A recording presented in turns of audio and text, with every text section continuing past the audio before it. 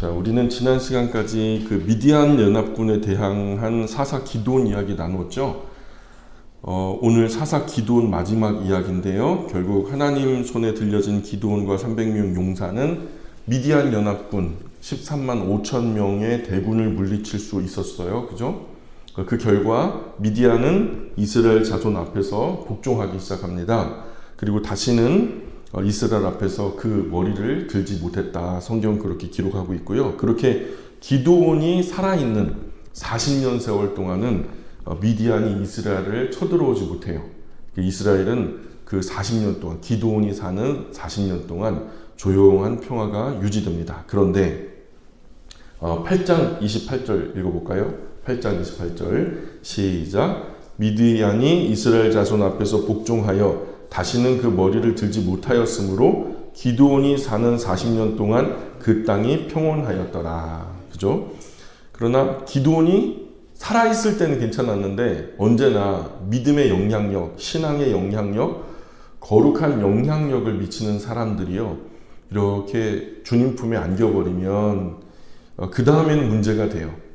지금 우리 1세대 우리 어르신들 이 자리에 계시지만은 신앙 안에서 열심히 개인의 신앙을 다투고 또 열심히 헌신하고 충성하고 그런 줄 압니다. 그런데 우리의 다음 아들, 딸들 그리고 그죠? 손자, 손녀들 이들에게까지 주님의 신앙이 잘 계승되느냐, 그것은 또 딴 얘기예요.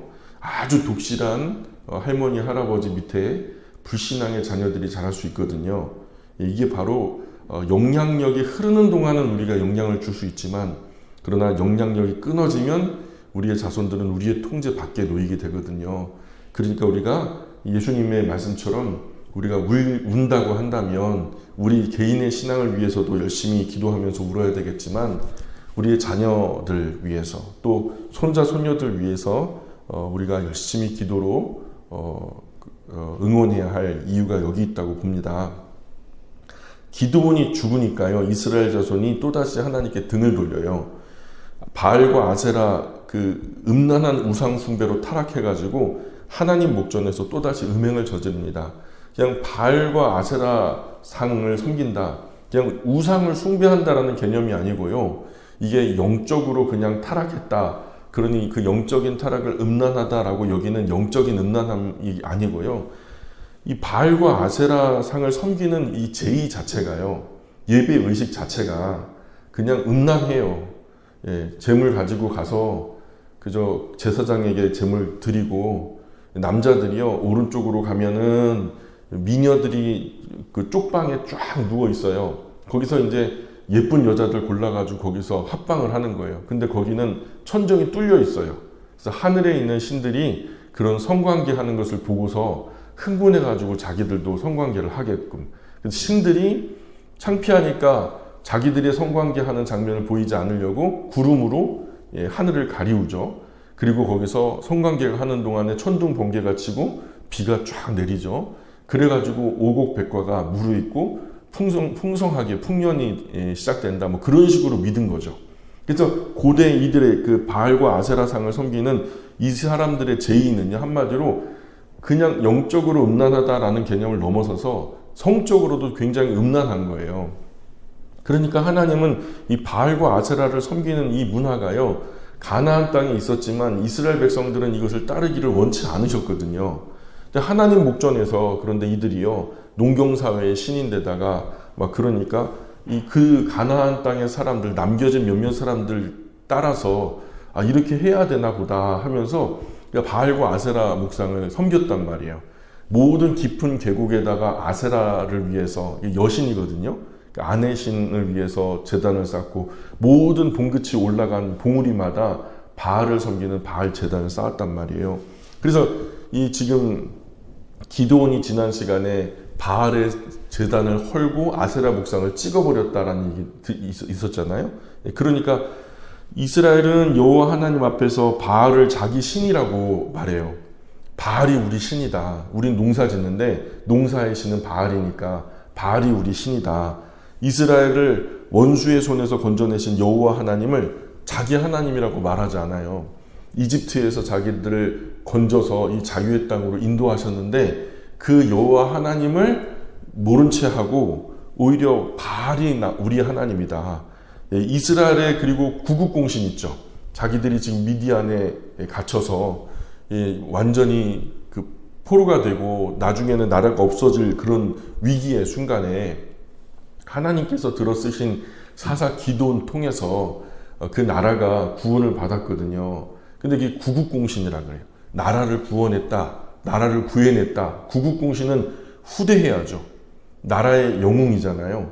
물론 그 모든 것들은 하나님이 하셨지만 하나님의 손에 들려져 수고한 이 기드온의 노력이 사실 없다고 볼 수는 없거든요. 그러니 행한 그대로 기드온의 노력을 우리가 좀 수고롭게 봐줘야 되는데, 이 이스라엘의 구국공신 여룻바알이라 부르던 기드온 가정도 절대로 후대하지 않거든요. 8장 33절 보세요. 8장 33절로 35절입니다. 읽어볼게요. 시작.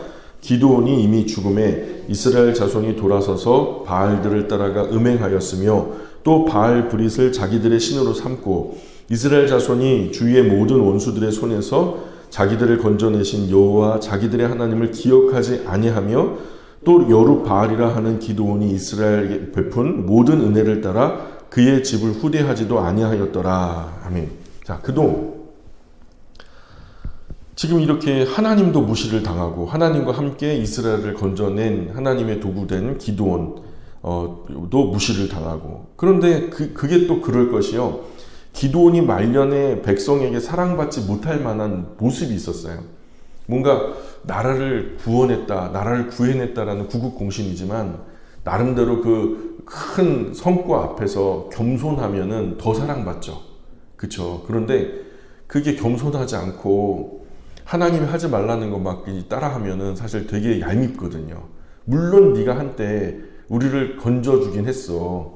그러나 너가 지금 하는 그 모습은 별로 예뻐 보이진 않아. 이렇게 되면 좀 곤란하단 말이에요. 자, 기드온 생전에 아내를 참 많이 뒀어요. 아내를 참 많이 뒀단 말이죠. 이런저런 원칙들을 잘 지켜야 한다라고 이제 이스라엘의 리더, 이스라엘을 이끄는 리더들을 한테 하나님께서 앞으로 너희 역사 가운데 왕을 하나 세울 텐데 왕이 세워지면 또는 지도자가 세워지면 이러이러한 원칙들은 잘 지켜야 된다라고 하나님께서 주의를 주셨던 것이 신명기 17장에 나오거든요. 신명기 17장에 뭐라고 나오는지 한번 볼까요? 자, 한번 차분하게 읽어보세요. 반드시 네 하나님 여호와께서 택하신 자를 네 위에 왕으로 세울 것이며 네 위에 왕을 세우려면 네 형제 중에서 한 사람을 할 것이요 네 형제 아닌 타국인을 네 위에 세우지 말 것이며 그는 병마를 많이 두지 말 것이요 병마를 많이 얻으려고 그 백성을 애굽으로 돌아가게 하지 말 것이니 이는 여호와께서 너희에게 이르시기를 너희가 이후에는 그 길로 다시 돌아가지 말 것이라 하셨으며 그에게 아내를 많이 두어 그의 마음이 미혹되게 하지 말 것이며 자기를 위하여 은금을 많이 쌓지 말 것이니라. 아멘. 무조건 이스라엘의 왕이 세워진다, 이스라엘의 리더가 세워진다라고 하면 이스라엘 출신으로 무조건 뽑으라는 말씀과 더불어서 세 가지를 많이 두지 말아라 라고 했죠. 그래서 그게 첫 번째는 병마였어요. 병마는 그 전투에서 쓰는 말을 말하는 거죠. 전쟁마. 그건 이 오늘식으로 말하면은 어떤 전투력을 늘린다라는 개념이겠죠.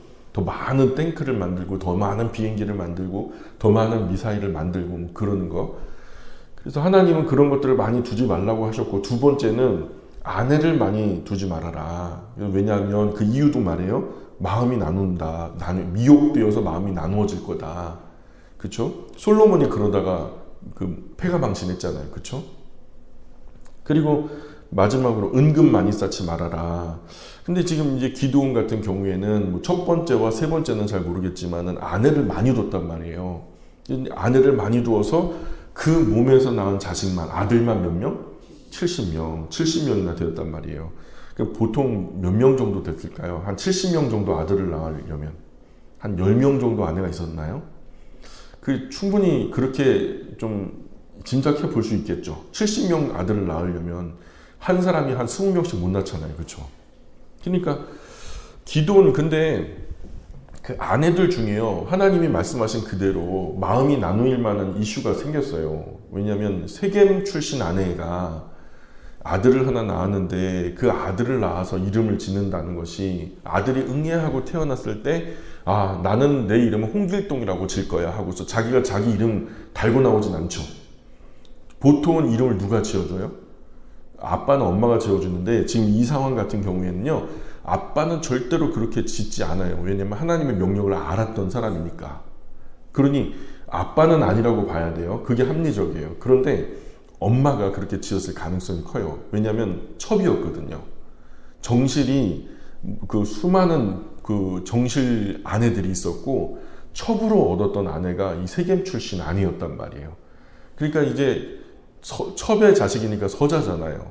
그러니까 서열에서 밀린단 말이에요. 그런데 이걸 못 버티는 여자가 있어요. 질투 시기가 엄청나죠. 지옥불보다 강한 질투와 시기를 가지고 저 정실 부모 자식들 아들들 70명보다 더 뜨겁게 내 아들이 잘 됐으면 하는 바람에서 아비멜렉이라는 이름을 지었어요. 자, 8장 30절 31절 읽어볼까요? 시작. 기드온이 아내가 많음으로 그의 몸에서 낳은 아들이 70명이었고 세겜에 있는 그의 첩도 아들을 낳았으므로 그 이름을 아비멜렉이라 하였더라. 아비멜렉은 이름의 뜻이 뭐냐면 아버지가 왕이다. 아버지가 왕이다. 이게 쉽게 말해서 내 아빠가 왕이야. 그러면 뭐예요? 내 아빠가 왕이면 나도 왕인 거예요. 그죠? 그래서 그 아들인 자기도 왕이라는 말이죠. 그러나 사사들이 통치하던 시절에는 왕이 없었어요. 하나님께서 직접 이스라엘의 왕이 되신 거예요. 왕은 보이지 않는 하나님이셨어요. 그리고 그 왕이 이스라엘을 다스린 통치 방식은 자신의 심부름꾼 수하의 한 사사를 세워서 그를 통해서 이스라엘을 다스려가는 것이었어요. 그래서 사사들을 세워 부리시면서 이스라엘을 이끌던 시기가 사사시대였는데, 그런데 사사가 아니라 왕이 등장하네요. 왕이 등장해요. 어떻게 된 일이에요? 하나님이 지금 왕이신데 자칭 왕이라고 하면서 지금 누군가가 출연한 거죠. 어떻게 된 일이에요? 그리고 더 나아가서 아주 교만한 일을 저질러요. 9장으로 건너가 볼까요? 9장 1절 2절입니다. 9장 1절 2절 같이 읽어볼게요. 시작.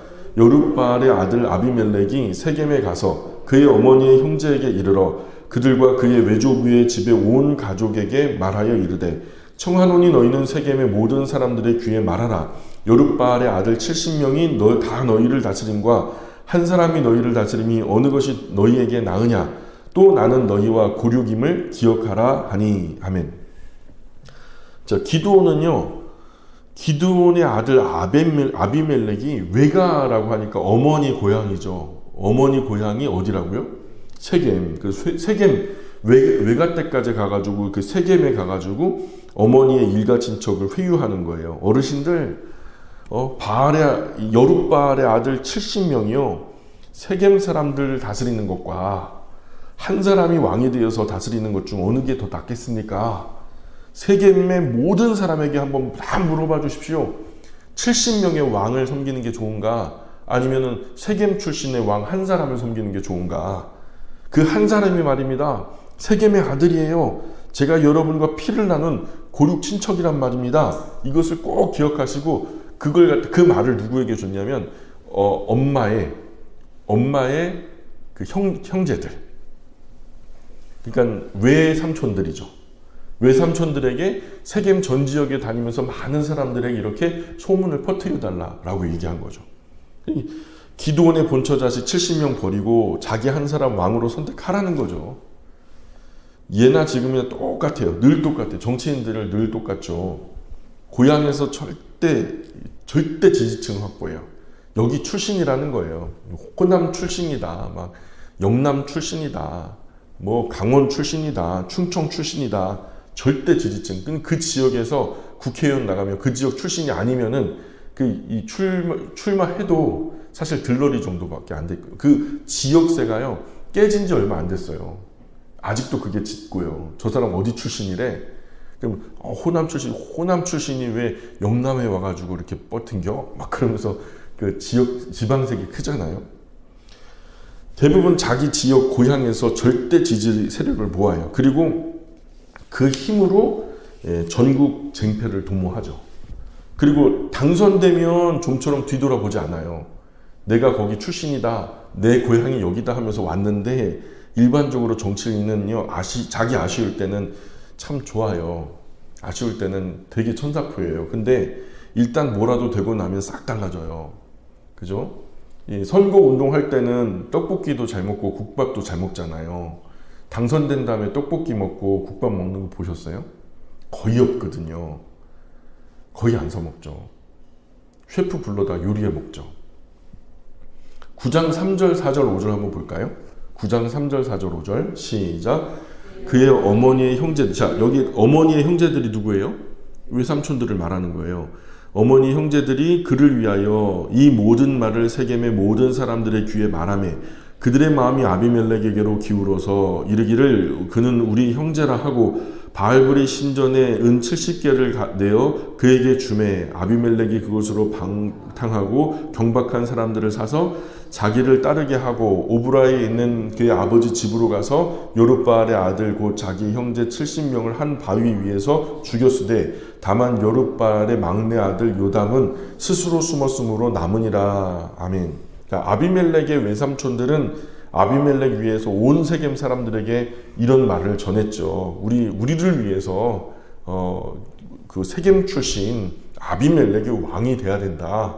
이런 얘기를 막 두루두루 전하고 있을 때, 그러자 이제 세겜 사람들은 아비멜렉이 자기들의 피부치라는 말을 듣고서는 아비멜렉에게 마음이 쏠려서 아비멜렉을 따르기로, 그를 왕으로 추대하기로 결정을 합니다. 그리고 세겜 사람들은 바알브리 신전에 보관되어 있는 보화 중에서 은 70개를 가져다가 아비멜렉에 바쳐, 이미 세겜 사람들에게 아비멜렉은 왕인 거예요. 이렇게 왕으로서의 예우를 해줬단 말이에요. 자, 바알브릿, 왜 바알은 바알이지 바알브릿이냐? 바알베리트라는 말이에요. 바알베리트. 바알의 약속 또는 바알의 계약이란 뜻인데요. 보통 중요한 약속, 계약들을 여기서 했던 것 같아요. 그래서 바알 앞에서 바알의 이름으로 아비멜렉을 절대적으로 지지하겠다, 그를 왕으로 섬기겠다, 충성을 맹세한다는 그런 의미겠죠. 그러면서 은 70개를 그 손에 쥐어준 거죠. 그래서 아비멜렉은 어머니 고향 세겜 사람들의 절대적인 지지를 등에 업고요, 그 어머니 고향에 있었던 외삼촌들이 아비멜렉을 위해서 세겜 모든 사람들의 마음이 아비멜렉을 지지하게 만들고요.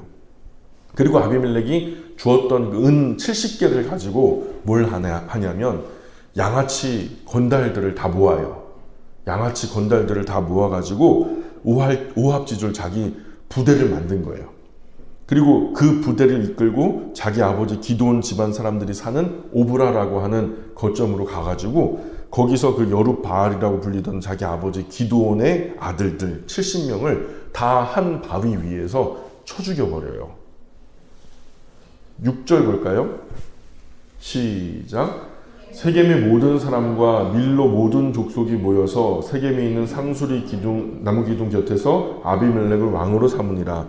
이렇게까지 하니까 뭐 무서워서 뭐 살겠어요? 왕으로 세워야지. 죽지 않으려면. 이 옛날부터 이렇게 공포 정치가 능했어요. 사람들 겁주고요. 뭔가 파워 게임에서 이기면은요, 막 그런 거 있잖아요.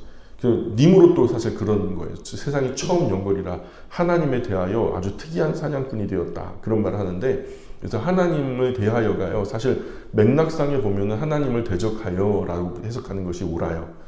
그래서 특이한 사냥꾼이 뭐 사슴이나 사냥하고 뭐 들에 있는 뭐 여러 토끼나 사냥하면은 특이한 사냥꾼이 아니죠.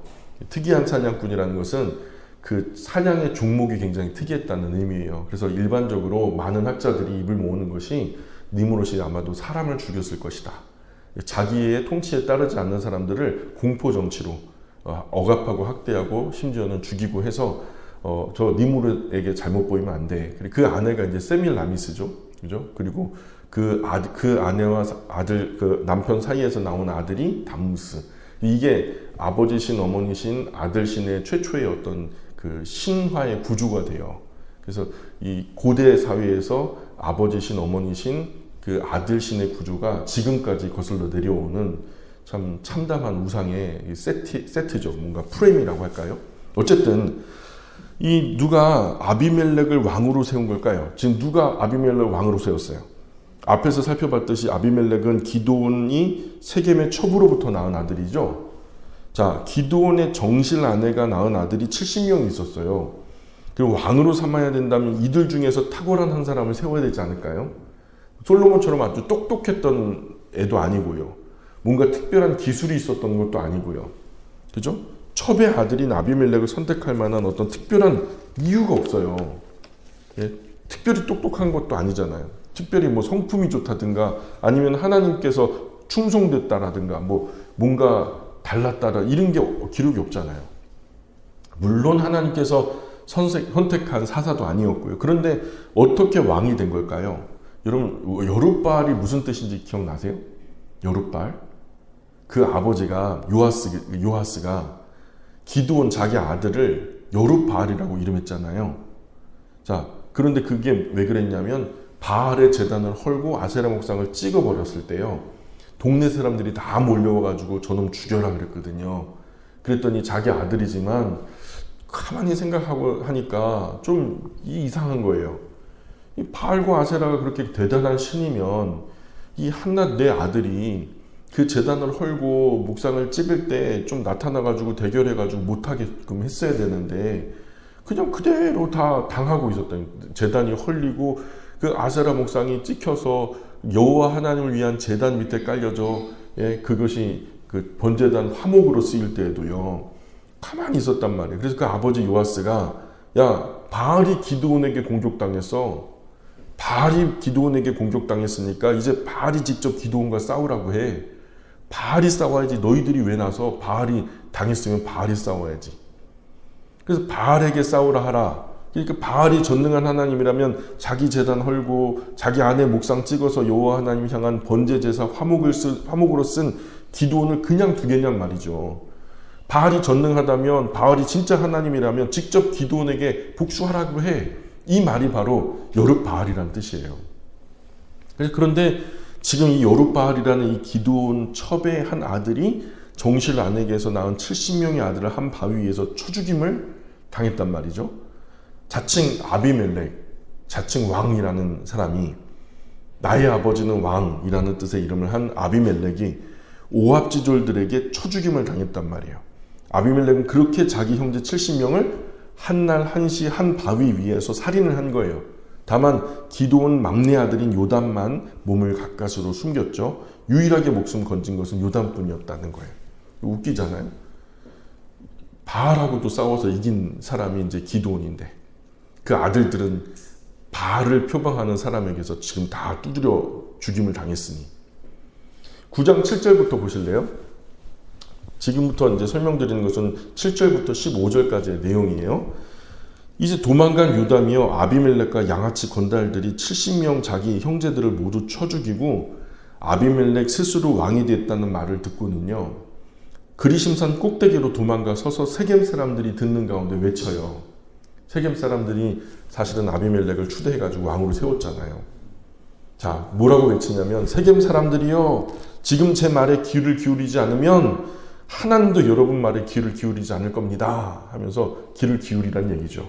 그리고서 뭐라고 말하냐. 하루는 나무들이 올리브 나무에게 몰려가서 자기들의 왕이 되어달라고 부탁합니다. 그러나 올리브 나무는 극구 사양합니다. 그리고 말하기를 아이 제가 왕이 되다니요. 저에게 나오는 기름이 얼마나 하나님께 기쁨을 드리고 사람을 유익하게 하는지요. 내가 이것을 포기하면서 나무들의 왕이 되다니요. 제가 어찌 이 소중한 일을 버려두고 나무들 위에서 우쭐대겠습니까? 절대로 그럴 수는 없지요. 나는 사양합니다. 그랬다는 거예요. 그랬더니 또 나무들이 다시 무화과 나무에게 몰려가서 똑같은 말을 건넵디다. 제발 부탁이요. 우리의 왕이 되어주시오. 나 원참 살다 보니 별소리를 다 듣는구려. 나의 이 달콤한 아름다운 열매를 내는 것을 버리고 어떻게 다른 나무들에게 위에 서서 우쭐댈 수 있겠소. 가당치도 않은 소리요 하면서 무화과 나무도 거절을 했다는 거예요. 그리고 세 번째로 또 나무들이 몰려가가지고 포도나무에게 물었다는 거예요. 우리를 다스릴 왕이 되어주시오. 그랬더니 저의 이 달콤하고 아름다운 열매가 하나님과 사람을 얼마나 기쁘게 하는지 아시오. 제가 어째서 이 소중한 일을 버려두고 가서 나무들 위에 서서 우쭐대겠습니까? 그 말은 안 들은 것으로 하지요. 좀 요담이요 제대로 배운 것 같아요. 아버지 기드온에게 왕은 하나님이시니까 자기들은 나름대로 파트를 맡아서 나름의 섬김의 자리에서 열심을 다하는 그런 사람들이었던 것 같아요. 자, 그런데 그렇게 포도나무도 긋고 사양을 합니다. 그 말은 안 들은 걸로 하지요. 근데 나무들이 이제 하는 수 없이 가시나무에게 몰려가요. 우리를 다스릴 왕이 되어주시오.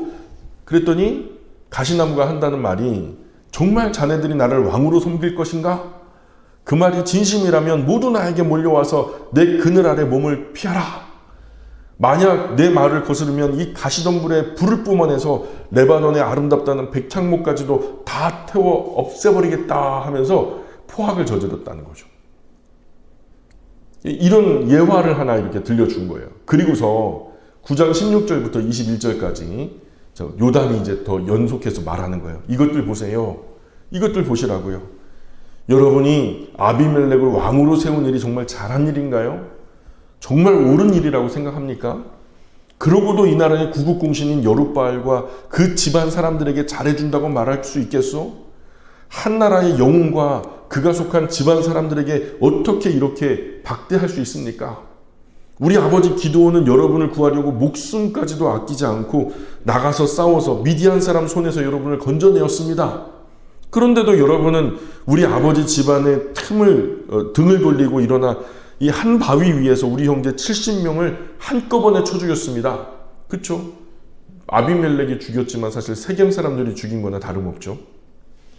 그러고는 여러분이 우리 아버지 첫 낳은 자식 아비멜렉을 세겜의 왕으로 떠받들고 있습니다. 단지 그가 세겜 사람의 피부치라는 사실 하나 때문에 말입니다. 이제 여러분이 아버지 여룻바알과 그 집안이 한 짓이 정말 잘한 일이요 올바른 일이라고 우긴다면 아비멜렉과 한번 잘 해보세요. 아비멜렉도 여러분 때문에 꽤나 기뻐 날뛸 겁니다. 하나 제가 분명히 말씀드리지요. 아비멜렉이 불을 뿜어 세겜 사람들과 밀로 사람들을 집어삼킬 겁니다. 또 세겜 사람들과 밀로 사람들도 불을 뿜어 아비멜렉을 집어삼킬 겁니다. 자, 이 말은 서로 미워하게 된다라는 게. 그래서 지금 막 고향 사람이니까 죽고 못 사는 것처럼 아삼육이 돼가지고 그저 그냥 막 그 물알치가 된 거죠. 그런데 이제 나중에 되면은 서로 지지고 볶고 싸울 거라는 얘기를 하는 거예요. 요담은 자기 배다른 형제 아비멜렉이 자기도 쫓아와서 죽여버리면 어떡해요? 이제 기드온에게 낳은 마지막 아들인데, 그러니까 무서워가지고 말을 마치자마자 냅다 부엘이라고 하는 지역으로 도망가서 거기서 평생 살게 돼요. 그리고서 9장 22절 23절 9장 22절 23절 한번 읽어봅니다. 시작. 아비멜렉이 이스라엘 다스린 지 3년에 하나님이 아비멜렉과 세겜 사람들 사이에 악한 영을 보내심에 세겜 사람들이 아비멜렉을 배반하였으니, 자, 아비멜렉은 세겜 출신이죠. 예, 아비멜렉의 고향이란 말이에요. 그 어머니, 어머니 고향이죠.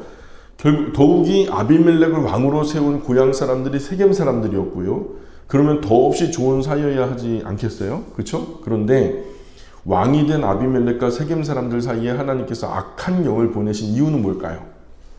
왜 그들 사이에 악한 영을 보내셨을까요? 하나님께서 보내신 악한 영으로 인해서 이들은 어떻게 되나요? 고향 세겜 사람들이 아비멜렉을 배반해요. 사사시대의 왕의 등장을 우리는 어떻게 받아들여야 될까요? 또 사사기는 왕이 없잖아요. 그래서 자기 소견에 옳은 대로 행동했던 영적인 암흑시기였다는 걸 우리가 잘 알아요. 바로 아비멜렉과 같은 사람이 난무하던 시절이었단 말이죠. 자, 아비멜렉은 하나님 허락 없이 자기 소견에 옳은 대로 행동했던 사람이에요. 그래서 스스로 자기 욕심의 왕이 된 사람이었고요. 하나님은 아비멜렉을 심판하시기 위해서 악한 영을 보내시죠. 결국 그 주변을 혼란에 빠뜨리고 그를 제거하셨어요. 자, 그런데 여기서 우리가 오해하지 말 것은 하나님께서 악한 영을 보내셨다고 해서 하나님이 악을 조장하신 건가요? 하나님이 악을 조장하신 것처럼 보이죠. 왜냐하면 두 관계 사이에 악한 영을 보내셔서 서로를 미워하게 하셨으니 하나님이 악을 조장한 것으로 보이지만, 표면적으로 그렇게 보이지만, 여러분 근데요, 악한 영은요, 그의 특징이 있어요. 여기 앞에 물이 있잖아요. 물의 특징은 뭐죠? 물의 특징은요, 제가 여기 위에서 물을 부으면요, 물은 어디로 흘러가요? 맞은 대로 흘러가요. 악한 영은요, 관계 사이로 들어가면은 악한 영은 어떻게 돼요? 그 관계가 깨져요. 하나님의 영이 깨어진 그 관계 안에 들어가면 막힌 담이 헐어지고 하나가 돼요. 하나가 됨을 넘어서 결국에는 사랑하게 된다고요. 그래서 그 하나님의 영이 또 다른 이름으로 그리스도의 영이거든요. 그 그리스도의 영이 우리와 하나님 사이에 계시니 막힌 담이 허물어졌어요. 그리고 하나님과 우리가 다시 하나로 나아갈 수 있는 길이 생겼고요. 나중에는 우리가 하나님을 사랑하고 또 하나님이 우리를 사랑하신 것을 힘입을 수 있는 온전히 하나됨의 은혜가 그리스도 예수님 안에서 우리에게 주어진 거거든요. 이 반대로 악한 영의 특징은 뭐냐면 아주 돈독한 관계도요, 그 안에 들어가게 되면 서로 시기 질투, 다툼, 분쟁이 일어나게 돼 있어요. 그러니 하나님께서 악을 조장하셨다는 말은 아닌 거예요. 악한 영들을 그냥 활동을 막지 않고 내버려 두시면요, 사람은 내버려 두면 선한 것으로 갈까요? 악한 것으로 갈까요? 우리 안에 있는 죄의 성향이, 쉽게 말해서 죄성이 하나님으로부터 점점 멀어지게 만들죠. 마찬가지로 악한 영도요, 그냥 내버려 두면요, 지 할 일 한단 말이죠. 그 특징이 뭐예요? 다투고 분쟁하게 하는 거예요. 그래서 원래 그런 존재들이니까 사람들 사이에 들어가 거짓과 분열을 일으켜요. 그리고 서로 죽고 죽이게 만드는 악한 영들의 특징이죠. 이 세상 모든 분쟁의 자리에는 악한 영들이 역사해요. 무슨 말인지 이해 가세요? 그러니까 하나님이 악을 조정하시는 게 아니죠. 그들의 악한 품성대로 그들이 그렇게 역사하고 있는 거예요. 하나님이 관여하지 않으시면 모든 갈등은 해결되지 않거든요. 자, 그래서 스스로 왕이 되기 위해서 그 어머니 집안 일가 친척을 모으고 자기가 왕이 되어야 할 이유를 주장했던 이 아비멜렉, 그리고 자신이 왕이 되면 세겜 사람들에게 유익할 거라, 세겜 지역이 얼마나 발전하게요 하면서 막 달콤한 사탕발림을 했던 아비멜렉, 이 말을 들은 세겜 사람들은 바알브리 신전에서 은 70개 내주며 아비멜렉을 후원했고요. 아비멜렉은 그 돈으로 양아치 건달들 사가지고 요롯바알 기드온 집으로 가가지고 70명을 한 바위 위에서 때려 죽였단 말이죠. 기드온 아들 70명이 몰살된 후에 아비멜렉은 세겜과 밀로 족속의 지지를 얻어가지고 스스로 왕이 되었음을 선포하면서 졸지에 이스라엘의 왕이 되어버리죠. 그러나 하나님은요, 아비멜렉이 왕이 되는 것을 허락하신 적이 없어요. 22절, 23절 우리가 읽었잖아요. 뭐라고 그래요? 아비멜렉이 이스라엘을 다스린 지 3년에 하나님이 아비멜렉과 세겜들 사이에 악한 영을 보내심에 세겜 사람들이 아비멜렉을 배반했다. 하나님께서 악한 영을 보내시자 세겜 사람들이 아비멜렉을 배신합니다. 그리고 세겜 사람들은요, 아비멜렉이 왕이 되는데 결정적인 역할을 한 사람들이잖아요. 그러나 하나님께서 보내신 이 악한 영들로 인해서 아비멜렉을 대적하는 사람들이 되어가지고 아비멜렉을 괴롭혀요. 어떻게 괴롭히냐? 25절 보세요. 25절. 어떻게 괴롭히냐면 시작. 세겜 사람들이 산들의 꼭대기에 사람을 매복시켜 아비멜렉을 엿보게 하고 그 길로 지나는 모든 자를 다 강탈하게 하니 어떤 사람이 그것을 아비멜렉에게 알리니라. 자, 세겜 사람들은 아비멜렉을 괴롭히기 위해서 산 꼭대기마다 사람들을 매복시키고요. 그가 통치하던 그 나라 가운데 산적 행세를 한 거예요. 그것을 지나는 사람마다 물건 빼앗고, 그죠? 또 세겜 사람들이 아비멜렉을 버리고 에벳의 아들 가알이라고 하는 사람을 따르게 합니다. 아비멜렉, 너는 왕이 아니야. 내가 왕으로 세워봤는데 너는 왕감이 아니야. 그러니 너 말고 다른 왕을 세워야 되겠어. 우리 말 잘 듣는 왕. 그래갖고 에벳의 아들 가알을 따르게 합니다. 그리고 추수 때가 돼서 들로 나가서 잔치를 베풀고 노골적으로 아비멜렉을 비난하게 해요. 아비멜렉은 우리 왕이 아니다. 우리 왕이 아니다. 우리는 가알을 왕으로 생각한다. 세겜에서 왕이 세워졌으니 또 세겜에서 왕을 끌어내리고 또 다른 왕을 세겜에서 세울 수도 있는 거 아니겠어요? 그래서 9장 28절 볼까요? 9장 28절 같이 읽어봅니다. 시작. 에벳의 아들 가알이 이르되 아비멜렉은 누구며 세겜은 누구이기에 우리가 아비멜렉을 섬기리요 그가 여룻바알의 아들이 아니냐 그의 신복은 스불이 아니냐 차라리 세겜의 아버지 하몰의 후손을 섬길 것이라 우리가 어찌 아비멜렉을 섬기리요. 자, 그래서 가알은 세겜 사람들이 아비멜렉을 섬길 이유가 없다라고 선동합니다. 우리랑 뭐 그 사람하고 무슨 상관이 있다고. 아비멜렉이 여룻바알 기드온의 정실 아들이 아니라 첩의 아들이라고 심지어 비하를 해요. 그리고 차라리 세겜의 아버지 하몰의 후손 섬기는 편이 훨씬 더 우리에게 유익하다. 우리에게 이익이 많다. 이렇게 설득하죠. 이 사실을 그 성읍의 방백이었던 스불이 아비멜렉에게 그대로 고자질을 해요. 화가 나요. 아비멜렉이 그 이야기를 듣고서는 나를 폐위시키고 이제 가알을 왕으로 세우려고 하는 그런 음모를 알게 된 거잖아요. 이로 인해서 세겜은요 아비멜렉 때문에 많은 백성이 죽임을 당해요. 아비멜렉이 전쟁을 선포하죠. 세겜 지역 사람들한테. 그래서 그냥 보이는 족족 세겜 사람들을 그 외갓집에 있는 친척들을요 다 죽여버리죠. 큰 위기에 처합니다. 이것이요 9장 30절부터 45절까지 내용이에요. 아비멜렉이 계속 그냥 세겜 사람을 쫓아다니면서 그들을 죽였다는 내용이에요. 자, 그런데 아비멜렉은 세겜 사람들이 아비멜렉을 피해서 세겜 망대로 피신했다는 말을 들어요. 망대가 뭐죠? 높은 탑이에요.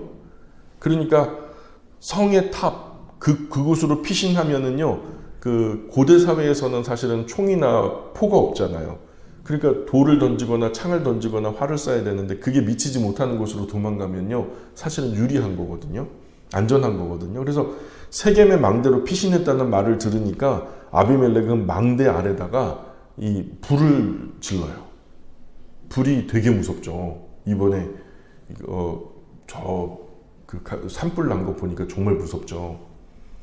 그 망대 밑에다가 나오지도 못하고 들어가지도 못하는 거기에다가 불을 놓으니까 망대에 있던 사람들 남녀 약 1000명 정도가 불타 죽어요. 그 망대 안에서. 그리고 아비멜렉이요 데베스의 성읍에 세워진 또 견고한 망대가 하나 있는데 그 견고한 망대에 많은 세겜의 남녀가 피신을 했다는 소식을 들은 거예요. 그래가지고 또 막 달려가가지고 망대에다가 불을 지르려고 가까이 다가갑니다. 예. 그런데 그때 한 여인이 이 맷돌 윗짝을 가지고 올라가요. 망대 위에. 그래가지고 맷돌 윗짝을 아비멜렉이 불을 지르려고 횃불을 들고 가까이 다가가는데 그 머리에다 겨냥을 해가지고 맷돌을 갖다 던져버리니까요. 그 맷돌 윗짝이 아비멜렉 머리에 정통으로 맞은 거예요. 맞았는데 두개골이 깨져가지고 그 자리에서 이제 죽어가는데 사실 명색이 자기가 왕이잖아요. 근데 왕이 여인이 던진 돌에 맞아가지고 죽었다라고 역사에 기록되면 얼마나 누추해요. 그러니까 명색이 자기가 왕이니까 옆에 있었던 이 수하에게 나를 이 칼로 자기의 칼로 죽여라 찔러라 명령하죠. 그래가지고 그렇게 죽어가던 아비멜렉의 그 수하가 자기 칼로 죽여서 죽여요. 그러니까 이 명백한 하나님의 심판의 결과였어요. 이게 이렇게 이루어진 게 그냥 이렇게 이루어진 게 아니라 하나님이 이렇게 하게 하신 거예요. 이런 상황이 되도록 하나님께서 이끄신 거예요. 성경은 뭐라고 기록하냐면 이렇게 말해요. 사사기 9장 56절 57절 읽어볼까요? 시작. 아비멜렉이 그의 형제 70명을 죽여 자기 아버지에게 행한 악행을 하나님이 이같이 갚으셨고 또 세겜 사람들의 모든 악행을 하나님이 그들의 머리에 갚으셨으니 여룻바알의 아들 요담의 저주가 그들에게 응하니라. 아멘. 자기 소견에 옳은 대로 행동해서 스스로 왕이 된 사람의 결말은 비참한 죽음으로 끝나요. 예. 그래서 사랑하는 여러분, 우리 주변에도요 아비멜렉 같은 사람이 있어요, 없어요? 아비멜렉 같은 사람이 있어요, 없어요? 있어요. 지금 그런 사람들이 많이 나타나죠. 스스로 자기를 내세우기 위해서 무슨 짓이든 서슴지 않아요. 내내 목이 고다가지고 누구한테도 인사하지 않던 사람이 선거 전에 허리를 굽혀서 90도로 인사를 하기도 하고요. 내내 더러운 음식, 누추한 곳이라 해갖고 전통시장에 가지도 않던 사람들이 그냥 막 비린내 나는 거 막 무릅쓰고 막 생선을 손으로 집기도 하고 말이에요. 그게 다 뭐냐면 자기 이름 내세우기 위해서, 자기 업적 내세우기 위해서, 자기 힘 과시하기 위해서 자기 편 만들기 위해서. 이들은요, 사람이 필요하면 온순한 양으로 다가와요. 하지만 목적을 달성하고 나면 늑대 얼굴로 변해요. 뭐 물어뜯을 거 없나, 먹을 거 없나, 서로 물어뜯고 핥히고 그래요. 당장 필요와 이익 앞에서 피도 눈물도 없는 사람들이라는 거예요. 신앙의 사람들 안에도 이런 사람이 있을까요? 없을까요? 그죠? 있죠. 신앙 생활 하는데 신앙의 세계 안에도 이런 사람들이 있어요. 정도 차이는 좀 있지만.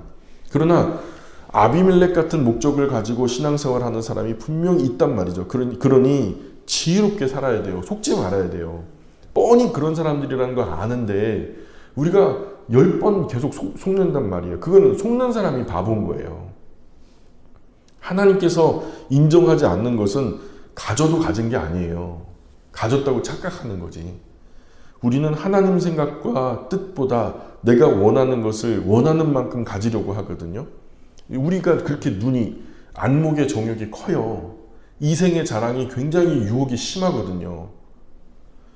때로는 이런 우리의 생각들이 우리로 하나님과 원수되게 할 수도 있다는 것을 우리가 꼭 기억해야 돼요. 여러분, 우리가 이 세상에 아비멜렉이 있다는 것만 생각하지 마시고요. 내 안에도 아비멜렉이 있다. 따라해볼까요? 내 안에도 아비멜렉이 있다. 있을 수 있어요. 있을 수 있단 말이에요. 겸손히 우리가 고백하자고요. 그러니 바깥에 있는 아비멜렉도 조심해야 되겠지만 내 안에 있는 아비멜렉도 조심해야 되겠죠? 그러기 위해서 첫 번째 중요한 거예요. 하나님보다 앞서지 말자. 따라해볼까요? 하나님보다 앞서지 말자. 네, 절대로 하나님보다 앞서시면 안 돼요.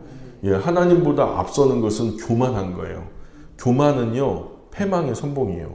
그냥 교만한 사람은 어떻게 된다? 망한다 보시면 돼요. 하나님 앞에서 교만한가? 그러면요, 그냥 내버려 두세요. 곧 있으면 망할 사람이에요. 그리고 하나님 앞에서 거만한 사람은 뭐래요? 넘어진대요. 성경이 가르치는 거예요. 누가 하나님 이길 수 있어요? 아무도 없죠. 예, 하나님 선하신 계획과 그 일하심을 임의로 돌이킬 수 있는 사람은 세상에 아무도 없어요. 만약 그 선하신 계획과 일하심 앞에서 거치는 사람이 되면 어떻게 될까요? 기차 앞을 막아서 봐요. 요 KTX 달려갈 때 KTX 너무 빨라서 나 기분 나쁘니까 너 좀 천천히 가 그러고서 KTX 앞을 여러분이 짠 하고 막아서 봐요. 어떻게 될까요? 가루가 되는 거예요. 죽는 거예요. 여러분, KTX보다 하나님이 커요? KTX가 커요? 초등학생한테 물어도 다 알죠. 하나님은 훨씬 커요. 우주보다 크신 분이세요. 우리가 그분의 앞을 막는다고요? 말도 안 되는 소리예요. 반드시 깨지고 부서지고 흔적조차 찾지 못하게 될 거라는 거예요. 머릿돌이 띄워지면요, 머릿돌에서 벗어나는 것은 다 깨뜨려져 없어져요. 머릿돌 안에 있는 것은 더 보호되어서 더 든든하게 세워진다고요. 이게 성경의 가르침이에요. 우리가 하나님의 뜻과 함께 가야지 하나님 뜻 바깥에서 있으면 반드시 제거된단 말이죠. 그러니 절대로 하나님보다 앞서지 말자. 하나님을 넘어서지 말자. 두 번째, 내 주변의 사람들 소중히 여기자는 거예요. 하나님께서 나를 사용하실 때는요, 나만 사용하지 않아요. 하나님은 유기적인 하나님이고, 하나님은 입체적인 하나님이고, 하나님은 우리보다 차원이 훨씬 더 앞선 하나님이시기 때문에 우리만 딸랑 사용하지 않고요, 우리의 환경과 또 우리 안에 주변의 사람, 얽혀져 있는 수많은 관계들을 함께 사용하실 때가 많단 말이죠. 그러니 나와 연결된 주변 사람들을 통해서 또는 함께 일하신단 말이에요. 나 혼자 개천에서 용났다고 나 혼자 잘해가지고 잘 되는 시절은 이제 갔어요. 지금 우리 시대는요, 어떤 사람이 잘 되냐면 두루두루 관계가 좋은 사람들이 잘 돼요. 그 또 뭐 정치인들처럼 막 그냥 뭐 정치질 하는 게 아니라요. 나름대로 그리스도인으로서 선한 양심대로 하나님 말씀을 가르치는 대로 우리가 그렇게 살다 보면 존경받는 삶을 살고 있어요. 첫 번째는 선한 이웃이 되고요. 그 다음에 나중에는요, 하나님께서 높은 곳을 다니게 한단 말이죠. 그러니 그럴 때가 되면 나와 연결된 주변 사람들을 통해서 또한 나를 사용하실 거란 말이에요. 그러니 가까운 사람과 원수 맺는 거, 당짓는 거, 그런 거 하지 말자는 거예요. 예. 가까운 사람하고 끝까지 좀 잘 지내보셔야 돼요. 또 가족이 원수라. 그죠? 특히 그리스도인은 가족과 친지들로부터 신앙의 덕을 세워야 되거든요. 안 믿는 가족들하고 원만하기가 쉬워요, 어려워요? 쉽지 않거든요. 신앙을 이해하지 못하는 가족들과 대화 자체가 안 될 때가 많잖아요. 그러면요, 때가 되면 사용하시죠. 우리가 덕만 세워, 원수만 짓지 않는다면, 언젠가 그 관계를 하나님께서 아름답게 사용하실 거예요. 때가 되면. 정말 가까이 하기 어려운 가족들도 있죠. 도저히 말 몇 마디만 섞으면 싸움이 되는 사람들이 있어요. 같은 뱃속에서 나왔는데도 더럽게 안 맞아. 이런 사람들이 있을 수 있거든요. 그런 때는 어떻게 해요? 그런 가족도 있고 그런 친척도 있어요. 그렇다면 조금 거리를 두더라도, 그죠? 아름다운 거리를 두는 거예요. 예, 저 멀리서 볼 때는 예쁘다면 저 멀리 두고 보는 거죠. 그러나 원수 되지 말자고요. 절대로 가까운 사람과 척지지 말자고요. 세 번째로, 하나님은 지금도 하나님의 선하신 계획에 필요한 사람은 사용하시고 악한 사람은 폐하시거든요. 이 원리를 우리가 깊이 마음속에 새겨야 될 줄 믿습니다. 교만함은요, 패망의 선봉이래요. 그러니까 교만함은 망해요. 이게 진리예요. 하나님 앞에서 교만함은 망해요. 거만함은 넘어집의 앞잡이라. 거만하면 넘어져요. 아멘. 교만함은 망하고요, 거만함은 넘어져요. 자, 반대로 교만을 버리면, 하나님 앞에서 우리가 교만을 버리면, 다시 말해서 하나님 앞에서 겸손하면 하나님 절대로 망하지 않게 하세요. 하나님 앞에서 겸손하면 우리를 망하지 않게 하세요. 그리고 하나님 앞에서 거만함 떨지 않으면요, 절대 넘어질 일 없어요. 아멘. 우리가 이 한 가지 진리를 아비멜렉을 통해서 배우는 거예요. 이 섣부른 이 선무당 같은 사람, 하나님 앞에 교만하고 거만했던 이 한 사람, 하나님께서 어떻게 망하게 하셨고 어떻게 넘어뜨리셨는지를 우리가 봤잖아요. 우리가 이 말씀을 통해서 우리 마음속에 깊이 새겨야 돼요. 아비멜렉이 성경에만 있는 게 아니라 우리 주변에도 있고 그런 사람 멀리 해야 된다. 또한 우리 안에도 있으니 우리 스스로도 교만하지 않기 위해서, 거만하지 않기 위해서 겸손한 그리스도인으로서 하나님 앞에 성실하고 진실하게 살아가는 저와 여러분 되었으면 좋겠습니다. 기도할게요.